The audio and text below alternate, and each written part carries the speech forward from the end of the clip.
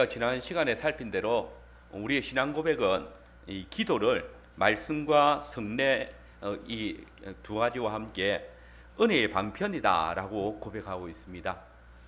하나님께서 우리에게 약속하신 말씀을 믿는 믿음으로 기도할 때에 친히 응답하여 주심으로써 우리는 하나님의 은혜를 누리게 되는 것입니다. 더불어 하이델베르그 교리문답은 이 기도를 성도가 하나님께 감사를 표하는 감사하는 방편, 또 감사하는 요소로서 소개하고 있습니다. 기도는 하나님의 약속하신 은혜를 받아 누리는 방편이고, 또 우리가 그 하나님의 약속하신 은혜를 받아 누릴 때 감사하는 감사의 방편이기도 한 것입니다.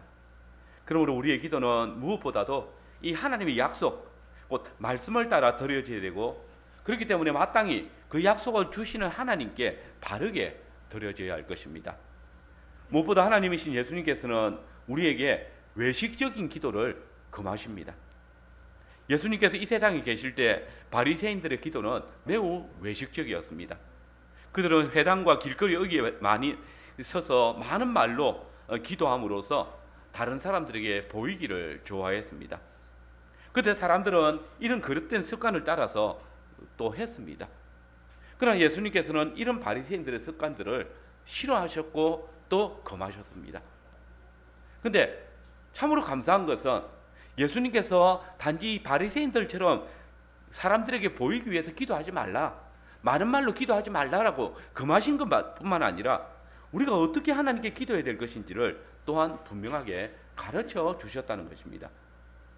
예수님께서는 산상수훈을 가르치시면서 당시 유대인들의 교사로 있던 바리새인들과 서기관들이 하나님께 잘못된 방식으로 기도하는 것을 지적하신 후에 하나님의 백성된 자들에게는 그러므로 너희는 이렇게 기도하라 라고 하면서 아주 모범적인 기도를 가르쳐 주셨습니다. 근데 여러분, 이 예수님께서 가르쳐 주신 기도를 가만히 보시면 거기에는 어느 장소에서 기도하라, 또 어떤 자세로 기도해라, 또 어떤 방법으로 기도해라, 이런 것들을 가르치지 않습니다.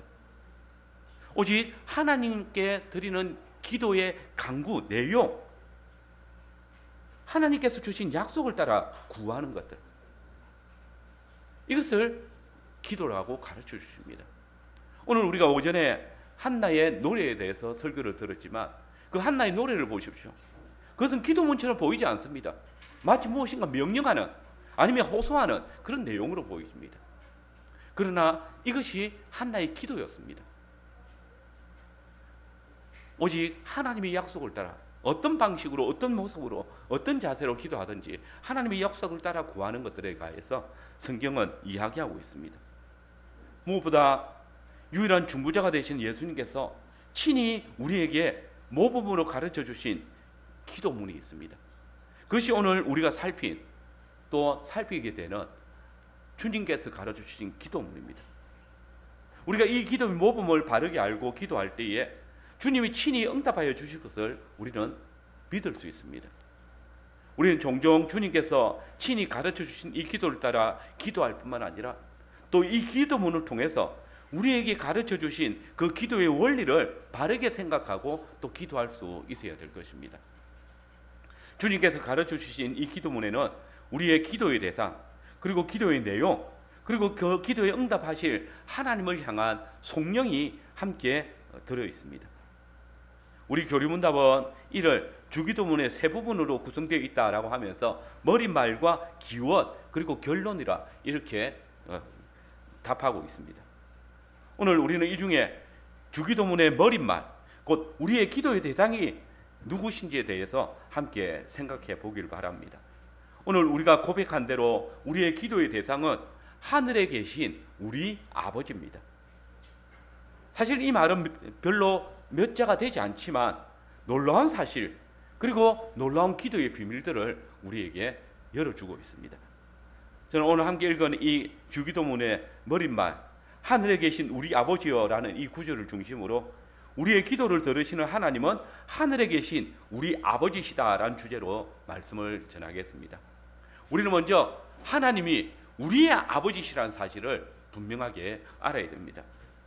한글 성경에는 하나님을 하늘에 계신 우리 아버지여라고 번역을 했습니다. 그래서 하늘에 계신 하나님에 대해서 강조를 하고 있는 것처럼 보여지지만 원문에 보면 하나님을 먼저 우리 아버지라 소개하고 있습니다. 직역을 하면 우리의 아버지 곧 하늘에 계신 이시여라고 이렇게 번역할 수 있을 겁니다. 여러분, 예수님께서 우리에게 기도를 가르쳐 주실 때 나의 아버지라 부르시지 않고 우리 아버지라 이렇게 부르라고 말씀합니다. 물론 우리말을 생각해 보면 이 나의라는 표현이 우리라는 표현이 별로 이 차이가 없이 사용될 때가 참 많습니다. 나의 하나님이라고 하나 또 우리 하나님이라고 하나 우리 한국 사람들에게는 별반 차이가 없이 느껴집니다. 우리 말이 참 정감이 있는 정감 있게 사용되어지기 때문에 내 것이라도 내 것이라고 말하지 않고 복수로 우리 것이다 이렇게 표현을 참 많이 하죠. 뭐 여러분들이 저를 우리 목사님 이렇게 잘 부르죠. 뭐 정상적입니다. 그런데 제 아내가 저를 우리 남편이라고 소개합니다. 이상하지 않죠, 여러분들은? 근데 사실 이거 전혀 어색한 말이 아닌데, 근데 실제로 보면 굉장히 어색한 말이죠. 제가 집사람이 한 사람밖에 없습니다. 근데 제 아내에겐 제가 한 사람밖에 없고, 저도 제 아내가 한 사람밖에 없거든요. 근데 우리 남편이라고 소개하는데 전혀 어색하지 않잖아요. 이게 우리 한국말의 정서입니다. 우리 말은 자기 개인을 강조하는 것을 미덕으로 여기지 않기 때문에 내 것도 내 것이 아닌 것처럼 네 것도 네 것만 아니고 우리 것이다 이런 표현들을 잘 사용하기 때문에 그렇지만 사실 다른 문화권에서는 이게 굉장히 어색한 말입니다. 요즘 뭐 유튜브가 굉장히 많이 그 외국 사람들 우리나라에 들어와서 살면서 생활하는 그 유튜버들이 참 많은데 거기 보면 한국에 들어와서 굉장히 어색했던 거 아니면 좀 특이하게 느껴졌던 게 뭐냐 하면 전부 다 우리 것이라고 이건 내 건데 우리 거라고 혼자 하면서 우리가 했다라고 이야기하는 그런 문화들을 보면서 굉장히 어색했다라는 말들을 하거든요. 어쨌든 이 본문에서 예수님은 우리가 기도의 대상을 소개하실 때 하늘에 계신 당신의 아버지를 너무나 분명하게 1인칭 단수가 아니라 2인칭 복수를 사용해서 나의 아버지가 아니라 우리의 아버지다 이렇게 소개했습니다. 사실 이게 굉장히 의미 있는 말입니다. 우리가 고백하는 바 이 기도를 가르쳐 주신 예수님은 하늘에 계신 하나님의 독생하신 아들입니다. 그러니 예수님께서 기도문을 가르쳐 주실 때 정작에 하늘에 계신 나의 아버지여 라고 가르치시더라도 우리에게는 전혀 이상한 것이 없습니다. 하늘에 계신 우리 아버지여 라고 부르는 게 도리어 이상하지 않습니까? 근데 주님은 하늘에 계신 당신의 하나님을 우리 아버지다 라고 가르쳐 주십니다. 놀라운 일입니다. 우리가 하나님을 우리 아버지라 부를 때 우리는 하나님의 자녀가 되었다는 겁니다. 우리가 어떻게 하나님을 우리 아버지라 부를 수 있습니까? 우리가 어떻게 하나님의 자녀들이라 불려질 수가 있겠습니까? 사실 타락한 첫사람의 보통 생식법으로 태어난 사람들은 하나님의 자녀가 될 수 있는 그 권리나 특권을 다 상실한 자들입니다. 우리는 아버지의 집에서 외인된 자들입니다. 우리는 우리 죄로 인해서 하나님과 원수된 자들이고 사단의 자녀라 불려지는 자들이었습니다. 여러분, 이 말이 이상하게 들립니까? 뭐 그렇지 않을 겁니다. 예수님께서는 스스로 하나님의 백성이라고 일컫는 우리가 하나님의 택한 백성이라고 일컫던 그 유대인들을 향해서 너희는 너희 아비 마귀에게 떠났다. 너희 아비의 욕심을 따라 너희는 행하고 있다라고 했습니다. 하나님과 언약을 체결한 유대인들이 회개하지 아니할 때에 이러하다면 근본 하나님의 언약에 대해서는 외인처럼 살아왔고 하나님에 대해서 적개심을 품고 살아왔던 원수처럼 살아왔던 저와 여러분들은 더 어떠하겠습니까? 그런데 여러분 보십시오. 예수님께서는 당신을 믿음으로 나온 자들에게 기도를 가르치시면서 하나님을 우리 아버지라고 부르라고 가르쳐 주십니다. 어떻게 예수님이 당신의 아버지를 우리 아버지라고 부를 수 있도록 허락하시는 겁니까? 사실 은감생신 우리는 꿈도 못 꿀 그런 일들입니다. 전적인 하나님의 은혜의 역사입니다. 주권적인 하나님의 은혜의 역사가 그의 아들 예수 그리스도를 통하여서 저와 여러분들을 택하여 주시고 그를 영접하는 자에게 하나님의 자녀가 되는 권세를 주셨기 때문입니다. 예수님을 우리의 구주라 부를 때에 영접하는 자, 곧 그 이름을 믿는 자마다 하나님의 자녀가 되는 권세를 주신다라고 약속하셨기 때문에 예수님을 믿는 자들에게 하나님께서는 당신을 우리 아버지로 주시는 것입니다. 예수님을 통해서 우리가 하나님의 자녀가 되어지고 예수님을 통해서 하나님이 우리의 아버지가 되어주시는 것입니다. 여러분, 예수님을 통해서 하늘에 계신 하나님이 우리의 아버지가 되셨습니다. 이 호칭은 한마디로 우리의 기도를 들으시는 하나님과 기도하는 우리 관계가 어떤 관계인지, 이게 언약 관계이고 하나님과 매우 친밀한 그런 관계임을 우리에게 표현하고 있는 것입니다. 여러분, 하나님께서는 이스라엘을 선택하셔서 자기 백성으로 삼으시고 그들에게 자신이 너희 하나님이 되어주시겠다고 약속하셨습니다. 예레미야 26장의 말씀에 보면 너희가 내 규례와 계명을 준행하면 나는 너희 중에 행하여 너희 하나님이 되고 너희는 내 백성이 될 것이니라. 이것이 하나님과 그의 백성과의 언약이었고 관계였습니다.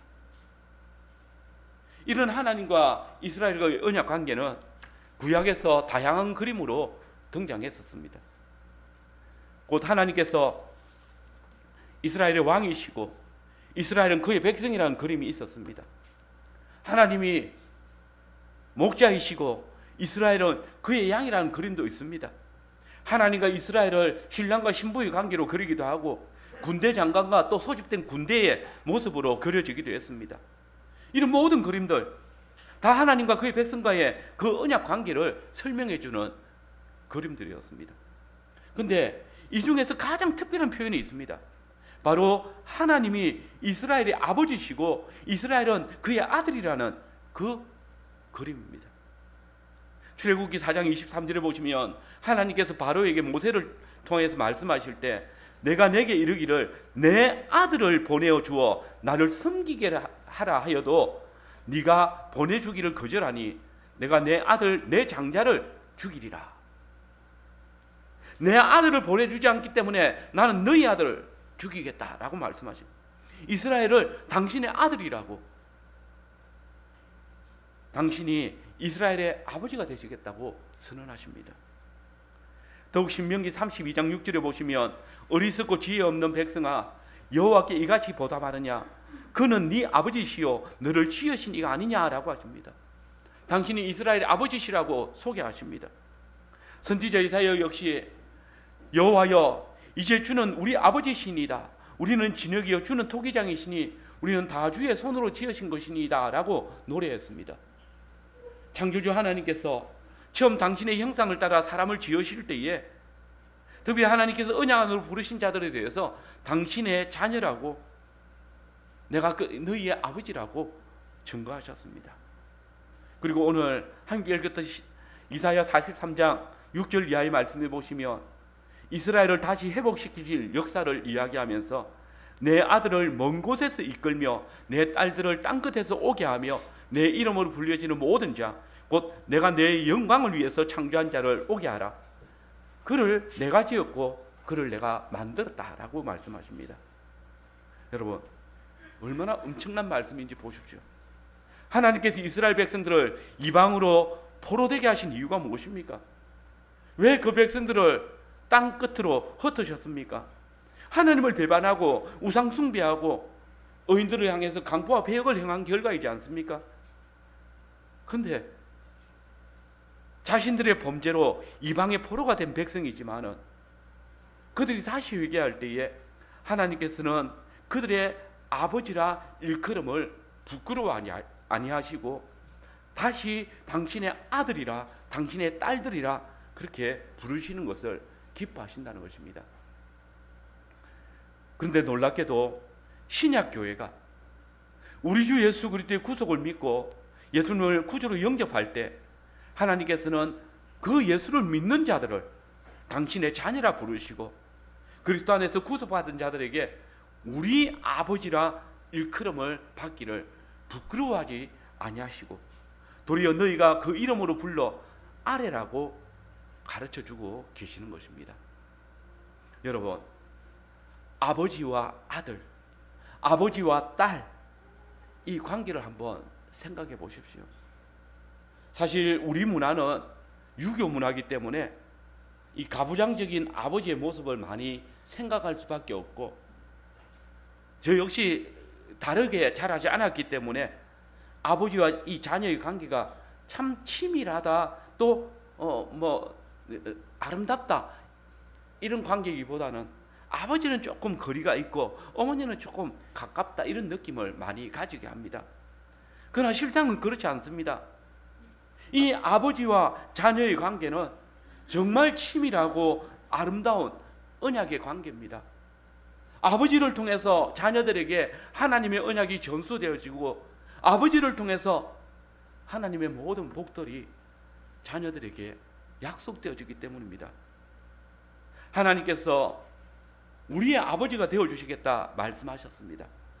이는 하나님과 우리 사이가 얼마나 치밀하고 또 아름다운 관계인지 얼마나 복된 관계인지를 보여주고 있습니다. 여러분, 하나님께서 자기 백성을 어느 정도 치밀하게 사랑하십니까? 이는 하나님께서 아들 예수님을 대하신 장면을 통해서 볼 수 있습니다. 사도 요한은 이 예수님을 가리켜서 아버지의 품속에 있는 독생하신 하나님이시다라고 소개했습니다. 그리고 예수님께서 세례를 받으시고 무리로 올라오실 때 하나님께서 이 예수님에 대해서 뭐라고 하십니까? 이는 내 사랑하는 아들이요 내 기뻐하는 자다라고 하셨습니다. 이게 하나님께서 당신의 아들을 향한 그 치밀함입니다. 그 애틋함입니다. 그런데 여러분, 이 하나님께서 저와 여러분들을 하나님 당신의 자녀로 삼으시기 위해서 하신 일이 뭡니까? 당신의 품속에 있던 그 사랑하시는 독생하신 아들을 십자가에 내어주셨습니다. 우리 편에서 도대체 우리가 뭐인데 당신의 독생하신 아들을 주시기까지 하실까라고 여겨지는데 하나님 편에서는 당신의 독생하시는 아들을 주시기까지 우리를 당신의 자녀 삼으시기를 기뻐하셨다는 겁니다. 바울이 뭐라고 이야기합니까? 자기 아들을 아끼지 아니하시고 우리 모든 사람을 위해 내어주시니가 어찌 그 아들과 함께 모든 것을 우리에게 주시지 않겠느냐. 솔직히 우리 편에서 생각해 보면 이게 가당키나 하는 이야기겠습니까? 우리가 누굽니까? 우리가 뭔데요? 우리 허물과 우리 죄로 죽었던 자들이라 스스로 고백하는 자들입니다. 하나님의 언약에 대해서는 외인이었고 하나님께 대해서 원수처럼 살아왔던 저와 여러분들입니다. 그런 우리가 예수님을 통해서 하나님을 우리 아버지라고 아빠 아버지라고 부르게 하셨습니다. 하나님께서 우리를 가장 사랑하시고 가장 기뻐하시고 가장 치밀하게 대우하고 계심을 분명히 보여주는 표현인 것입니다. 이제 다시 우리의 기도의 대상이신 하나님을 봅시다. 그분이 우리 아버지십니다. 그분이 우리를 사랑하시고 치밀하게 대하시는 아버지십니다. 그러면 우리가 구할 때에 어떻게 하시겠습니까? 여기에 대해서 우리 교리문답이 뭐라고 답하고 있는지 보십시오.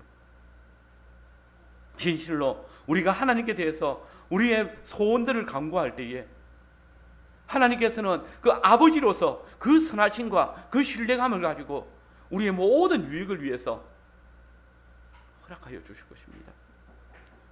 사랑 많은 아버지의 선하심을 믿고 기도할 때에 응답하실 것을 약속하십니다. 여러분, 우리는 이 아버지 하나님의 사랑을 너무나 잘 알고 있습니다. 마태복음 7장 11절 말씀해 보시면 주님은 너희가 악한 자라도 좋은 것으로 자식에게 줄 줄 알거든 하물며 하늘에 계신 너희 아버지께서 구하는 자에게 좋은 것으로 주시지 않겠느냐라고 확답하십니다. 땅의 아버지들이 아무리 악할지라도 자기 자식한테만큼은 끔찍이 사랑하고 또 도와주시오. 그 치밀한 사랑에 기인하여서 자기 자녀들이 구하는 것들을 좋은 것들을 주는 것처럼, 하물며 당신의 독생하신 아들 예수 그리스도를 주시기까지 사랑해서 당신의 자녀 삼은 우리에 대해서 어떻게 하시겠습니까?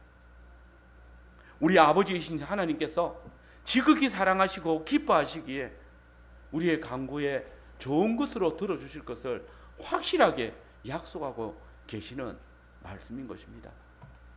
여러분, 우리가 기도할 때 하나님을 우리 아버지라 부른다는 이 사실, 우리에게는 너무나 감격스러운 일이시고 아버지 하나님께는 너무나 당연한 표현이었습니다.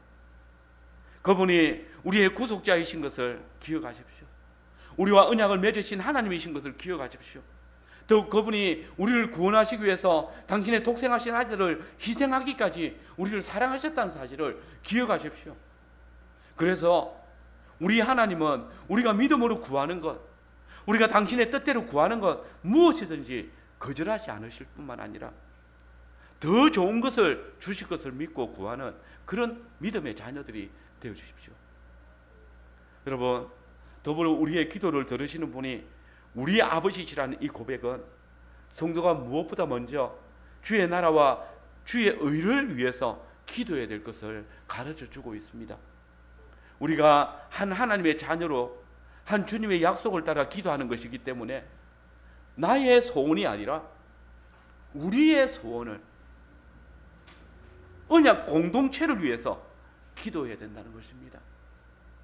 주의 나라인 교회의 소원을 이루기 위해서 기도해야 된다는 것입니다. 하나님의 영광과 교회의 예배를 위한 기도가 필요하다는 겁니다. 직분자들의 건재와 언약 공동체의 안위를 위해서 기도하는 것이 중요하다는 것입니다.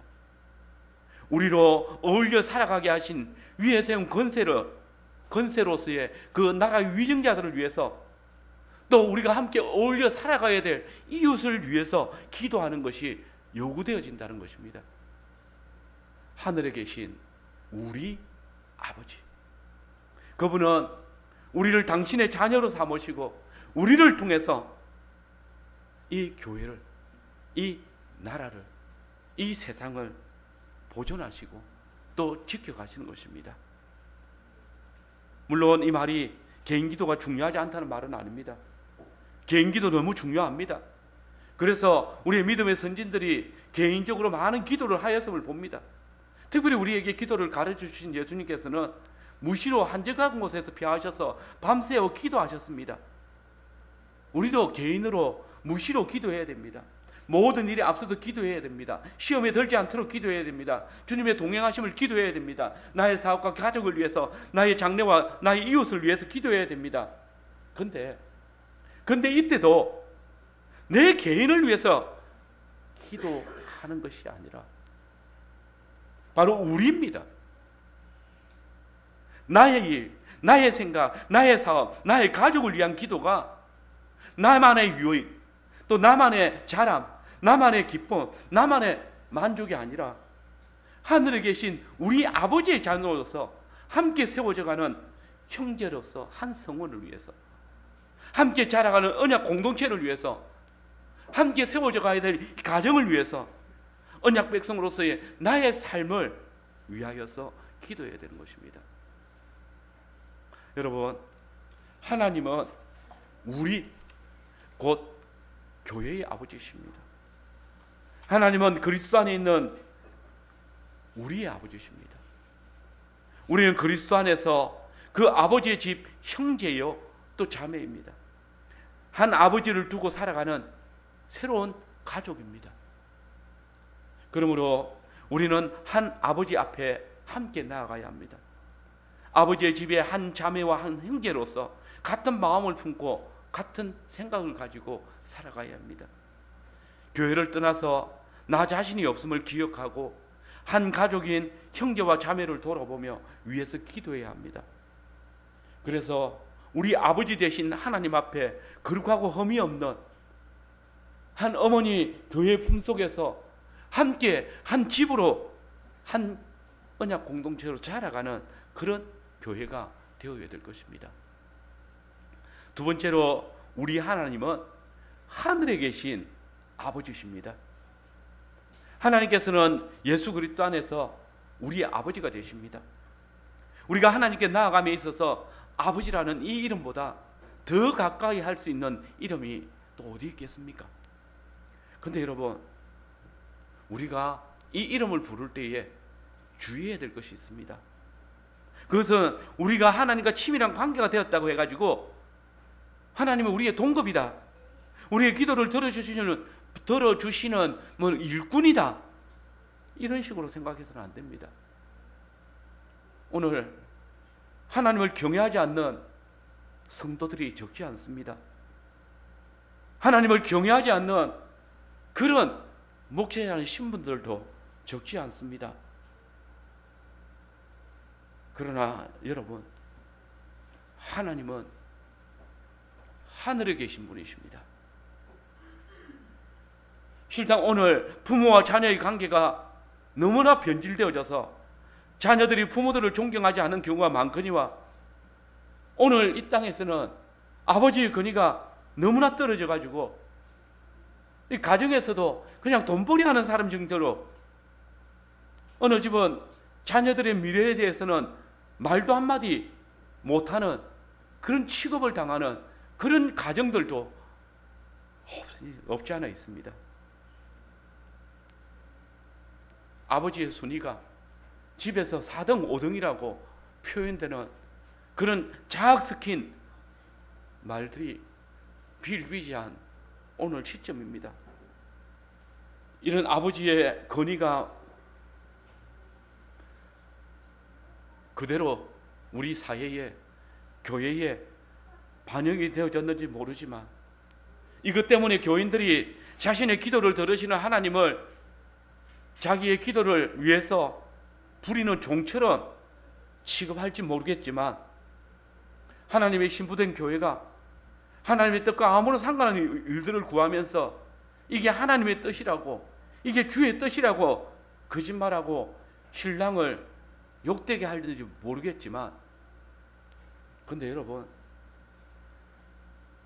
아버지는 사랑을 의미할 뿐만 아니라 권위를 의미합니다. 우리는 하나님 아버지 앞에 아버지에 대한 잘못된 이해를 가지고 나아가면 안 됩니다. 하나님을 경외하는 마음을 가지고 나아가야 합니다. 이 때문에 우리 교리문답은 뭐라고 가르치고 있습니까? 하늘에 계신 우리 아버지여라는 이 기도문이 우리에게 가르치는 바를 생각할 때에 하나님에 대한 경외심과 자녀로서의 태도를, 하나님을 사랑하고 그의 주권적인 권세와 위엄, 그 은혜에 대한 바른 이해를 가지고 나아가야 될 것을 가르칩니다. 여러분, 하나님께서는 분명히 우리의 치밀한 아버지십니다. 그러나 그분은 땅의 아버지가 아닙니다. 저 하늘에 계신, 하는 위엄을 가지신 존귀하신 분이십니다. 솔로몬 왕이 성전을 완성한 후에 봉헌을 했을 때 드린 기도를 생각해 보십시오. 그는 이렇게 고백했습니다. 이스라엘의 하나님 여호와여, 하나님이 참으로 땅에 거하시리이까 하늘과 하늘들의 하늘이라도 주를 용납하지 못하겠거든 하물며 내가 건축한 이 성전이오리이까. 이사야 선지자가 이상 중에 높게 들린 보좌에 앉아 계시고 그의 옷자락이 온 성전을 가득한 하나님의 위엄을 보았을 때에 거기 스랍들이 모였었는데 그 스랍들은 6날개를 가지고 있는 바 2날개로 그 얼굴을 가리고 2날개로 발을 가리고 그 2날개로 날면서 칭송하기를 거룩하다 거룩하다 만군의 여호와여, 그 영광이 온 땅에 충만하다 라고 노래했다고 증거합니다. 그리고 선지자는 이 위엄찬 하나님의 영광을 보았을 때에 화로다 나여 내가 망하게 되었다라고 부르짖었습니다. 하나님께서 선지자 예레미야에 통해서 뭐라고 말씀하십니까? 여호와의 말씀이니라. 나는 가까운 데에 있는 하나님이요 먼 데 있는 하나님은 아니냐? 여호와의 말씀이니라. 사람이 내게 보이지 아니하려고 누가 자신을 은밀한 곳에 숨길 수 있겠느냐? 여호와가 말하노라. 나는 천지에 충만하지 아니하냐? 우리 하나님은 광대하시고 전능하시며 전지하시고 천지와 모든 곳에 충만하신 하나님이십니다. 기억하십시오. 하나님의 인생이 아니십니다. 위험 가운데 계시는 거룩하시고 존귀하신 하늘의 하나님이십니다. 그분은 천지와 그 가운데 만물을 지으신 주관하시는 대주제이십니다. 하늘의 하늘, 곧 온 우주라도 그 하나님을 용납할 수 없을진데 어찌 사람의 손으로 지은 성전에 계시겠냐고 솔로몬은 고백할 수밖에 없었습니다. 여러분, 이런 하나님을 인생에 비유하고 자기 종처럼 취급하는 오늘 교회에, 오늘 목회자들의 패역함은 하나님의 그 엄미한 진노 앞에 설 것입니다. 우리 하나님은 하늘에 계신 우리 아버지십니다. 이 모든 말씀들이 우리에게 가르치는 바가 무엇입니까? 우리 아버지는 하늘과 땅에서 가장 위험하신 분이십니다. 그분은 가까이 할 수 없는 빛 가운데 거하십니다.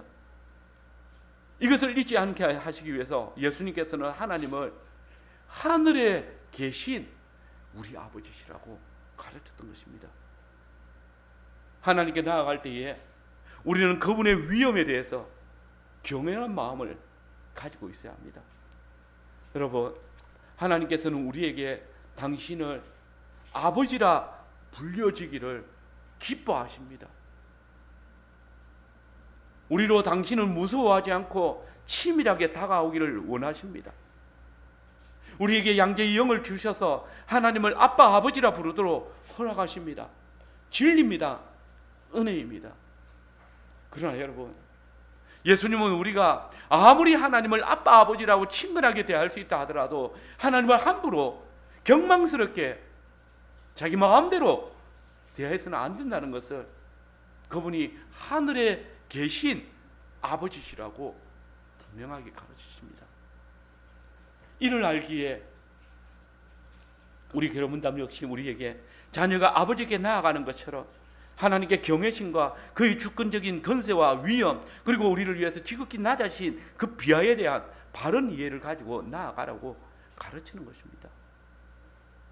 여러분, 자녀가 아버지를 공경하고 신뢰함으로 나아가는 것처럼 하나님의 자녀된 성도는 하늘에 계신 하나님께 대한 거룩한 경외와 그분의 권세와 위엄에 대한 바른 이해를 잊지 않아야 될 것이고, 또한 예수 그리스도를 통해서 양자됨의 그 엄청난 복을 누리는 자로서 기쁨을 가지고 나아가야 할 것입니다.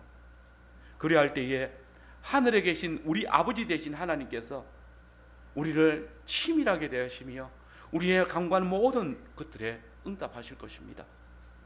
그런데 여러분, 이 하늘에 계신 아버지라는 호칭을 생각할 때에 우리가 또 한 가지 생각해야 될 것이 있습니다. 곧 우리 아버지께서 하늘에 계시기 때문에 마냥 거룩하고 엄미하신, 우리와는 멀리 떨어진 하나님이시라고 생각할 수 있지만 우리 주님의 가르치심은 그 이상입니다. 여기 예수님께서 아버지 하나님께서 계신 곳을 하늘이라고 칭하였는데, 이 하늘은 우리가 지금 눈으로 볼 수 있는 하늘이 아니라 거룩하신 하나님의 보좌가 있는, 우리가 흔히 셋째 하늘이라 일컫는 그 하늘을 일컫습니다. 이사야 66장 1절입니다. 여호와께서 이와 같이 말씀하시되 하늘은 나의 보좌요 땅은 나의 발판이니 너희가 나를 위하여 무슨 집을 지으랴? 내가 안식할 처소가 어디랴? 하나님께서는 하늘이 당신의 자정하시는 보좌라고 하시면서 땅은 당신의 발등상이라고 하셨습니다. 여러분, 이 말씀이 주는 위로가 무엇일까요? 거룩하신 하나님께서 하늘에 계시지만 땅 역시 하나님께서 당신의 발을 두고 계시는, 당신의 임재하시는 처소라는 것입니다. 하늘의 하나님께서 땅에 당신의 발을 두시고 거하십니다. 성소가 되어집니다.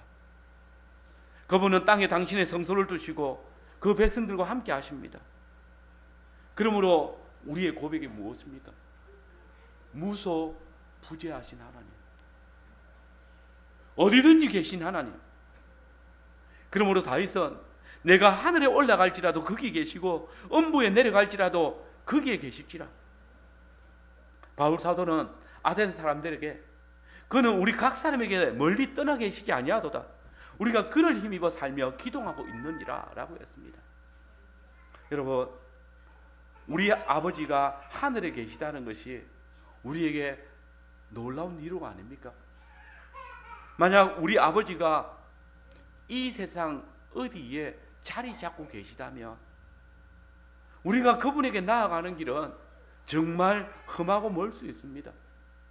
이 세상에서 가장 높은 곳 에베레스트 산에 있다면 우리는 그 하나님께 나아갈 때마다 너무 힘들 것입니다.